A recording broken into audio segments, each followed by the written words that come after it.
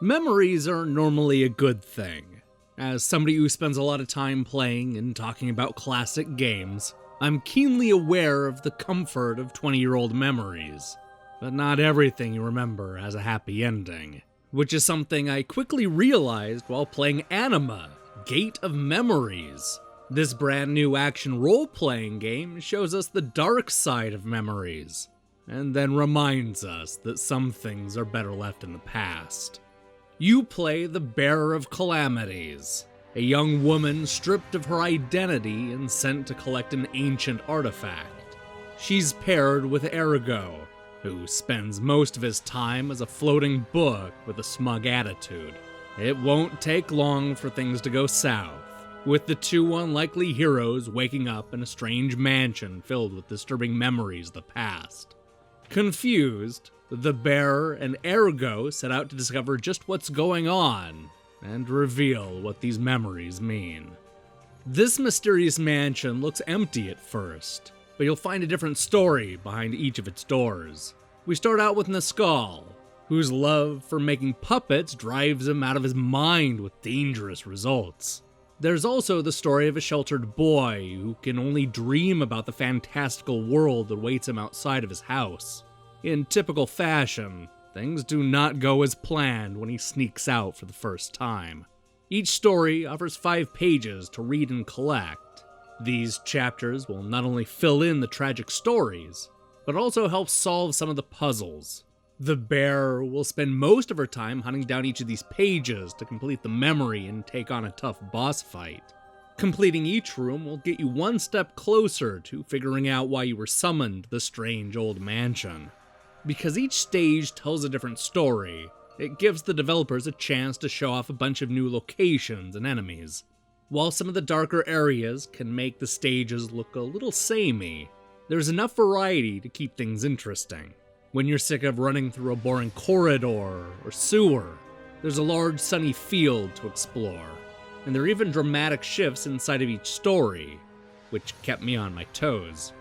While it's fair to call it a role-playing game, Anima, Gate of Memories is closer aligned with an action game like Devil May Cry.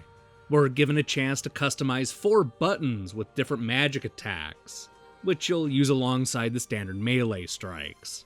There's more to it than that, since we're also able to build our own combos and set up air attacks.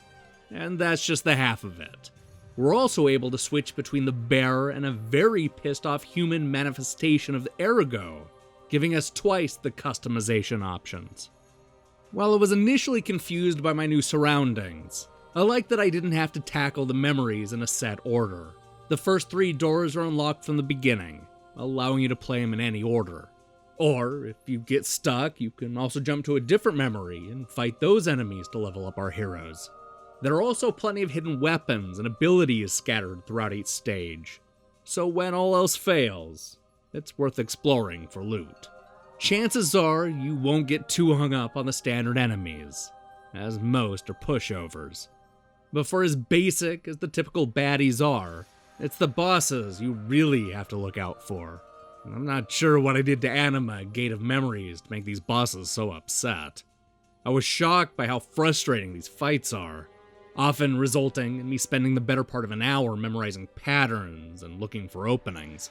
The ill-equipped item shop and slow-working health potions only add to the frustration.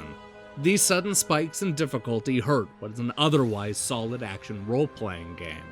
The boss fights feel like they come from a completely different game, and they're full of cheap attacks. Some of them simply aren't fun. You'll spend more time dodging attacks you can't see than coming up with a strategy. It's through these frustrating boss fights where I discovered that there just isn't enough to the gameplay.